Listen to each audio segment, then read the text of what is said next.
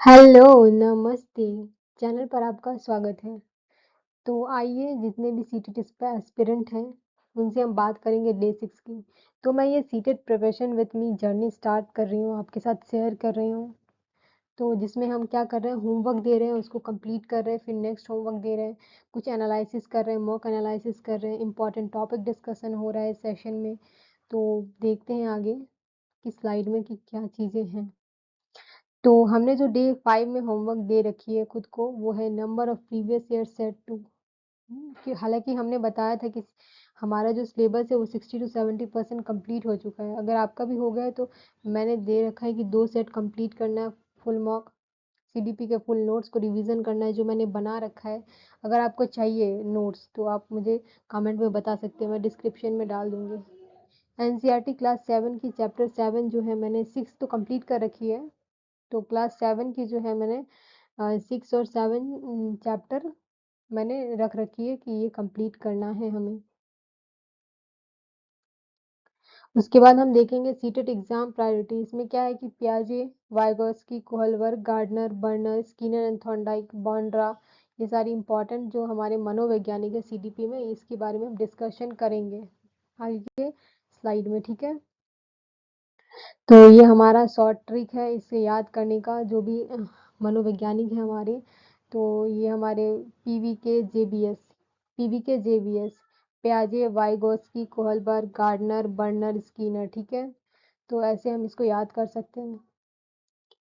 उसके बाद हम डे 6 का जो हमारा होमवर्क होगा वो होगा क्या, CDP full marathon by Sachin sir. क्योंकि सीडीपी में हमारे मार्क्स जो मैंने एनालिसिस करे हैं, कर रखे हैं, उसमें मेरे मार्क्स थोड़े कम आ रहे हैं, थोड़े क्या बहुत ज़्यादा कम आ रहे हैं। तो इसमें मैं क्या करूँगी, सीडीपी के फुल मैराथन, मैंने नोट्स तो बना ही रखे हैं, नोट्स के साथ मैं क्या करूँगी, सीडीपी के फुल मैराथन भी देखा करूँगी। ठीक है, उसके 6 to 8 साइंस फुल मैराथन जो मुझे एनसीईआरटी की मिलती हैं मैराथन, यूट्यूब पे बहुत सारी वीडियोज़ अवेलेबल हैं जिसमें मैं 6 to 8 के साइंस के कंसाइज करके जो वीडियो अपलोड हुआ होगा तो मैं वो देख लूँगी। और क्लास 7 के चैप्टर 10, 11, 12 कंप्लीट करना है मुझे, क्योंकि मैंने 9 तक कर रखी है। ठीक है, तो आगे की वीडियो में, आगे की होमवर्क में मैं ये करने वाली हूँ। और एक 1 पीवाईक्यू सेट लगाना है, ये सारी चीज़ें करने के बाद 1 पीवाईक्यू सेट लगाना है और फुल एनालिसिस करना है कि कहाँ कहाँ चीज़ें गलती हो रही है, कहाँ हम उसको सुधार सकते हैं। ठीक है, तो हम बात करेंगे प्याजे की। तो प्याजे ये बहुत ज़्यादा इम्पोर्टेंट है, आप देख सकते हैं जीन प्याजे। तो प्याजे ने संज्ञानात्मक विकास सिद्धांत दिया। ठीक है, बच्चे स्वयं ज्ञान के निर्माण करते हैं, सीखना अनुभव और वातावरण से होता है। प्रमुख अवधारणाएं स्कीमा, आत्मसातकरण, संयोजन, संतुलन। संज्ञानात्मक विकास के 4 चरण होते हैं, संवेदी गत्यात्मक 0 से 2 वर्ष, पूर्व संक्रियात्मक 2 से 7 वर्ष, मूर्त संक्रियात्मक 7 से 11 वर्ष, औपचारिक संक्रियात्मक 11 से आगे की। शिक्षा की भूमिका सुविधाता की होती है, मुख्यतः क्या है कि बच्चा सक्रिय शिक्षार्थी है, स्वयं ज्ञान का निर्माण करता है। आगे देखेंगे वाइगोत्स्की, ये शॉर्ट नोट्स है, आप देख सकते हैं। वाइगोत्स्की क्या है कि वाइगोत्स्की ने सामाजिक सांस्कृतिक सिद्धांत दिया, सीखना सामाजिक अंतःक्रिया और भाषा के माध्यम से होता है, भाषा संज्ञान विकास का प्रमुख साधन है, निकष विकास क्षेत्र जेडपीडी जो बच्चा कार्य सहायता से कर सकता है, स्कैफोल्डिंग शिक्षक वैक्स द्वारा दी गई स्थायी सहायता। स्कैफोल्डिंग मतलब कि वो टेम्पररी हेल्पिंग है, जैसे कि आप किसी एग्ज़ाम में 30 मार्क्स लाने होते हैं, पास मार्क्स, लेकिन आप 28 मार्क्स लाते हैं तो आपको 2 मार्क्स मतलब दिया जाता है पास करने के लिए। तो वो 2 मार्क्स जो दिया जाता है वो क्या है, हमारा एक्स स्कैफोल्डिंग। ठीक है, तो वो जो सहायता है वो दी गई शिक्षक द्वारा, वैक्स द्वारा दी गई सहायता है। उसके बाद क्या, शिक्षक की भूमिका मार्गदर्शक और सहयोगी की होती है, मुख्य तत्व क्या, सीखना सामाजिक वातावरण और भाषा का माध्यम से होता है।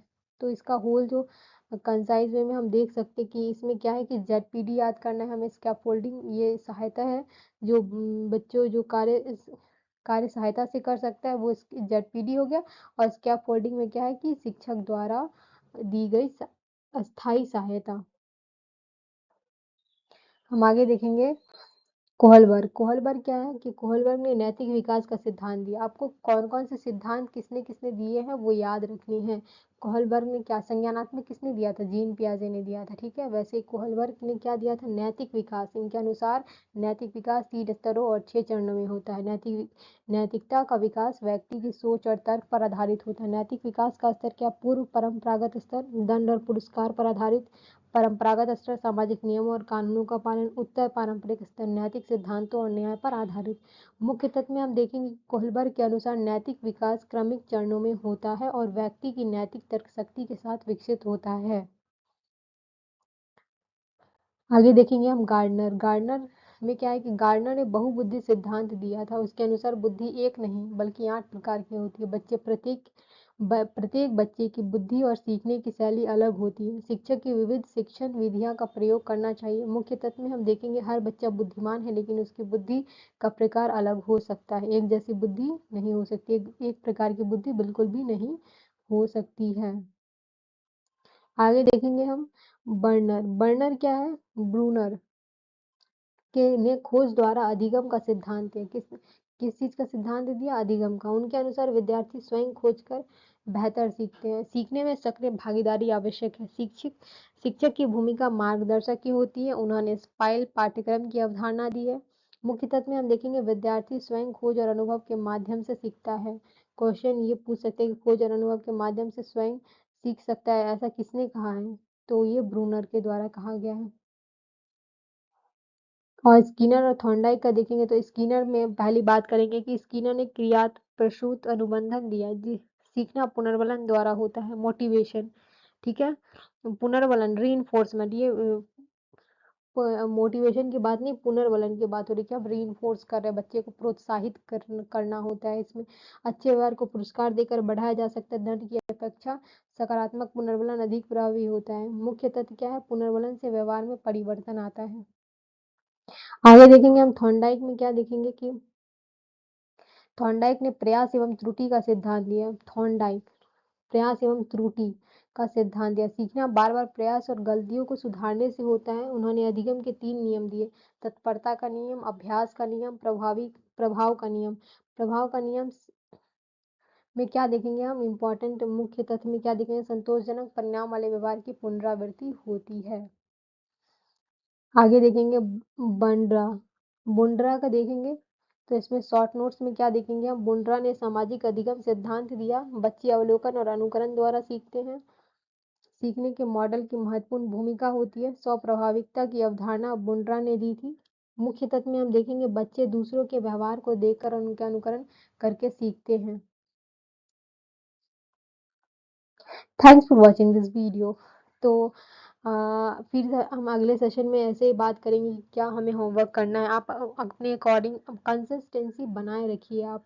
और क्या-क्या चीज़ें आपसे गलतियाँ हो रही है। मेरे से तो मॉक में बहुत सारी गलतियाँ हो रही है अभी, बहुत ज़्यादा। पहले थोड़ा मार्क्स थोड़ा ठीक भी आ रहा था लेकिन अभी तो और पीछे ही जा रहा है। जैसे-जैसे आगे बढ़ रही हूँ और कम मार्क्स आ रहे हैं, तो मुझे और प्रैक्टिस करने की ज़रूरत है।